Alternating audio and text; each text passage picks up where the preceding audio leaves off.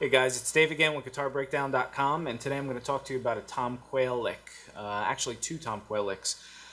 A couple weeks ago, we put up a video testing a Canon camera with a 50mm 1.8 lens on it, and there's a whole bunch of licks in there that are cool. There were two that kind of caught my ear, so I decided to transcribe those and show those to you guys. So let's get started with that.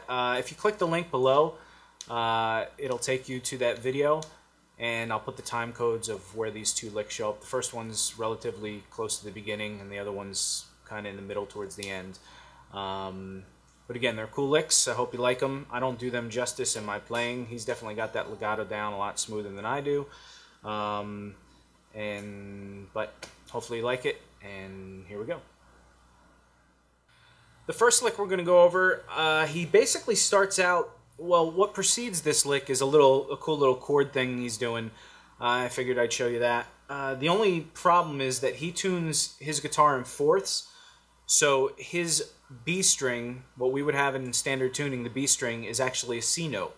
So we could do a little kind of trick thing to get it to sort of sound like that in standard tuning. Basically, he's using chicken picking. He's using his pick, his middle finger, and his third finger. At least I think that's what he's doing. That's what I do. And he rolls on those three strings, on the D, G, and B string. So the first little chord he's playing is the 8th fret on the D string, the 7th fret on the G string, and an open, for us, a B string. That doesn't sound all that great, because it's supposed to be actually a C note, that B note. So what we can do is we can pull off that 7th fret of the G string to the 5th fret of the G string, which will then be that C note. So we can do, which he has, sounds the same, or relatively the same. Again, you're using the pick on the D string, 3rd finger, 8th fret.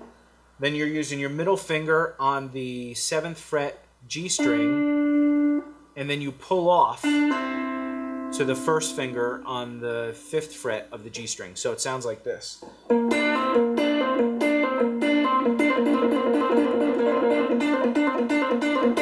And you want to try and do some muting there, because if you don't, it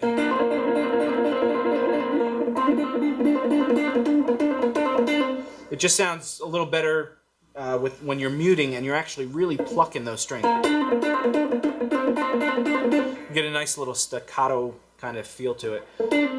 Then he moves down to he moves that chord down to the 3rd finger on the 7th fret of the D string and the 1st finger on the 5th fret of the G string. But he's, again, playing that open, he plays those two notes, and then he plays the open B string, which is a unison note of this. There are two C notes. So in order to get that same thing, you're going to have to kind of double pick. So you pick with your pick on the D string, then you use your 2nd finger, your middle finger here, to play the 5th fret of the G string, and then you pick again with the pick that same note. So that's where you get that unison note.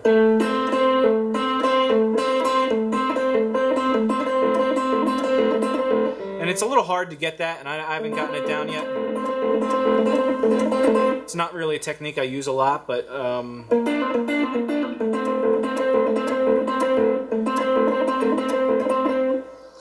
if you can get through that, then you can get through the rest of it, because the rest of it is basically he moves that same shape down a whole step, So now he puts the third finger on the D string 5th fret and the first finger on the 3rd fret of the G string. So it's... And this part, now what you can do is actually, instead of playing it that way with the 1st and 3rd finger, you put your 4th finger on the D string 5th fret, the 2nd finger on the 3rd fret of the G string, and now you can put your 1st finger, it's kind of a stretch, but put your 1st finger on that 1st fret of the B string, which is the C note. So now you play those 3 strings together, and you get that rolling effect. And that's the same thing he's doing, but with an open B string, which is a C note. Then you move down to the 3rd finger on the 3rd fret of the D string, the 2nd finger on the 2nd fret of the G string, and you keep the 1st finger again on that on the B string 1st fret. So now you have this, and that's actually like an F major chord. You're just playing these 3 notes of it though. So these 2 patterns go. And then he goes down to the 5th fret of the A string with the 3rd finger, the 1st finger on the 3rd fret of the A string, the D string, I'm sorry. And then here he plays an open G string. So the whole pattern without the open strings is this.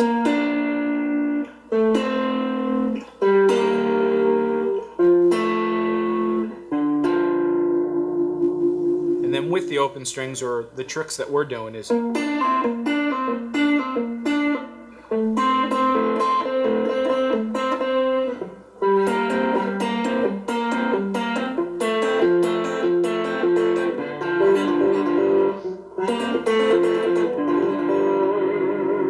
So that's the little chordal thing, and it's a cool little idea, running down the 3rd intervals kind of like that, and then using an open string. But now on to the actual lick part. So basically, you can think of this in G minor pentatonic or C minor pentatonic. It's basically similar between the two. Depends what note you're bending that you might think of it in one way or another. The first one, the reason why I think of it in G minor pentatonic is because he's bending the 5th fret of the G string up and down a half step, which... And then he goes and he slides up to that note, which is a G note, and it just rests nicely in the key of G. And that bend is from the 4th to the flat 5, so it's that whole bluesy thing.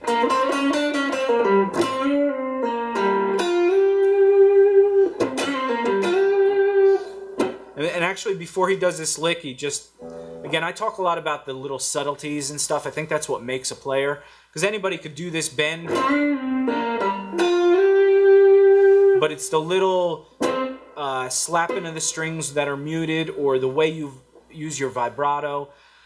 So these little details, they don't matter, but to me they do, because it makes each player unique kind of thing. So, but anyway, before he plays the lick, he just kind of slaps down on the strings muted, and then... So he's bending up the 5th fret of the G string a half step and bending it back down, and pulling off to the 3rd fret. And then he goes down to the 5th fret of the D string. And again, that's all out of the minor pentatonic scale.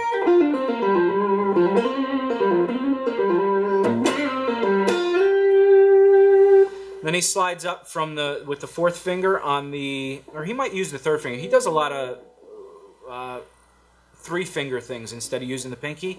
He uses the pinky, but in these kind of licks, I think he just uses 3 fingers. So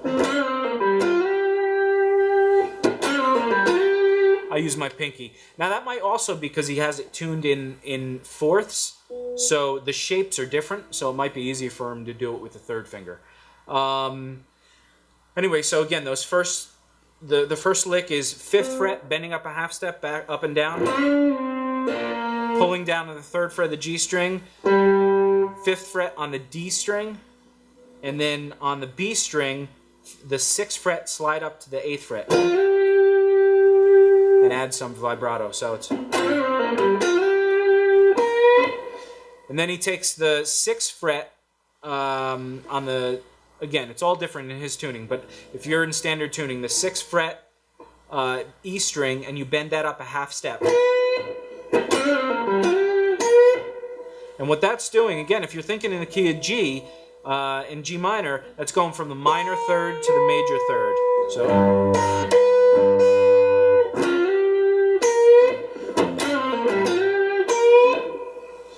then he does, then this is where I think he's kind of thinking of a blues progression, going from that G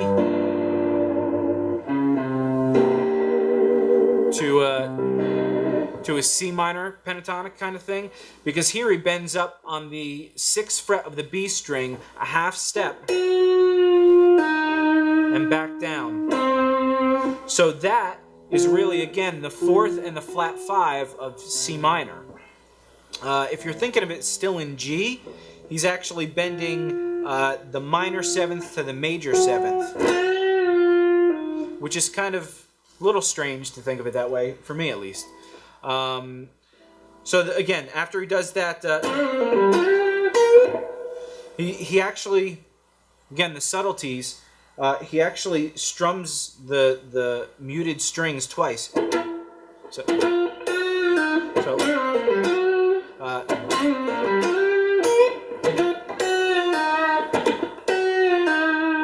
and he's bending up the 6th fret of the B string, half step, up and down. Pulls off to the 4th fret of the B string. So,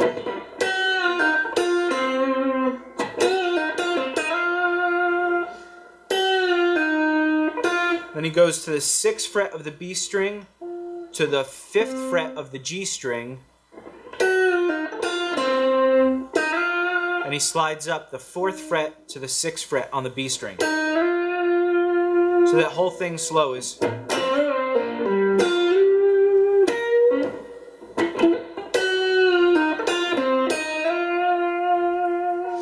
And I'm using some chicken picking with this. I tend to use that a lot. I think he does also. He gets a very poppy sound out of his strings. I think part of that has to do with, again, his picking technique. Also the way he has his amp.